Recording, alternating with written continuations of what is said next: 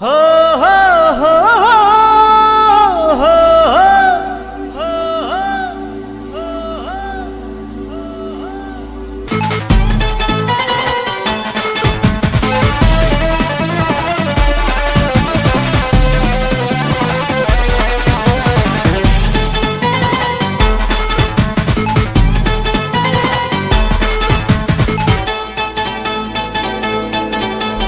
कजरारी कारी अखिया उठवा चटक से नुरिया।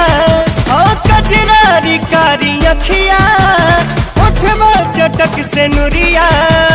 चेहरा के जान देखते लिख दिहली हम मरिया। चेहरा के जान देखते लिख दिहली हम मरिया।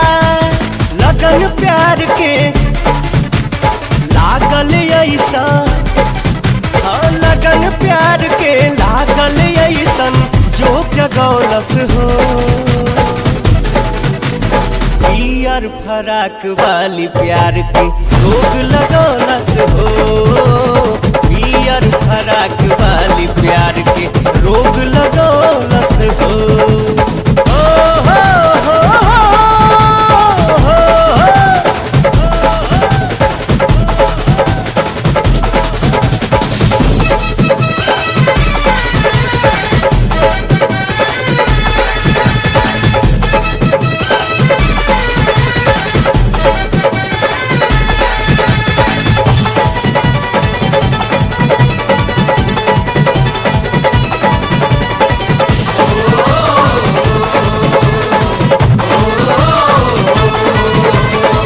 मन करेला झूमत चली बसंती पवन के चाल में।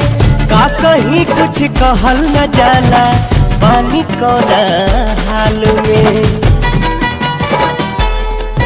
ओ मन करेला झूमत चली बसंती पवन के चाल में। का कहीं कुछ कहल न जाला पानी कोना हाल में। पानी कोना हाल में। जब से लड़ल नजरिया बस गइलू दिल भितरिया। जब से लड़ल नजरिया बस गइलू दिल भितरिया। जागी नसीब वही दिन जहिया बनब सवरिया हो। जागी नसीब वही दिन जहिया बनब सवरिया है। तनिका सा पागल तनिका दीवाना। ओ तनिका सा पागल तनिका दीवाना हमके बनौलस हो। पियर फराक वाली प्यार के रोग लगौलस हो।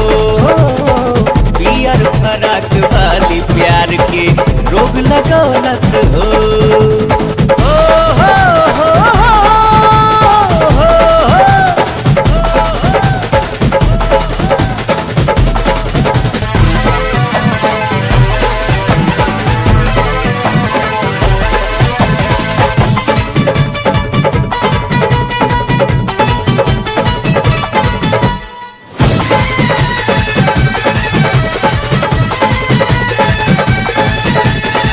दिल भइल बा रसिया भौरा धड़कन में अजबे उमंग बा।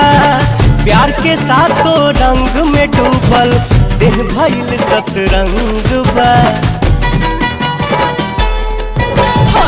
दिल भइल बा रसिया भौरा धड़कन में अजबे उमंग बा। प्यार के साथो रंग में डूबल देह भइल सतरंग बा। देह भइल सतरंग बा।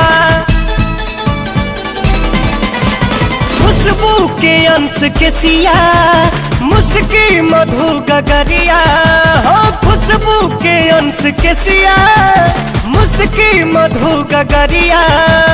मदहोश बाटे कैले सुनर सजल शरीरिया। मदहोश बाटे कैले सुनर सजल शरीरिया है। का जाने कैसन हमरा पे ऐसन। का जाने कैसन हमरा पे ऐसन जादू चलौलस हो। पियर फराक वाली प्यार के रोग लगौलस हो।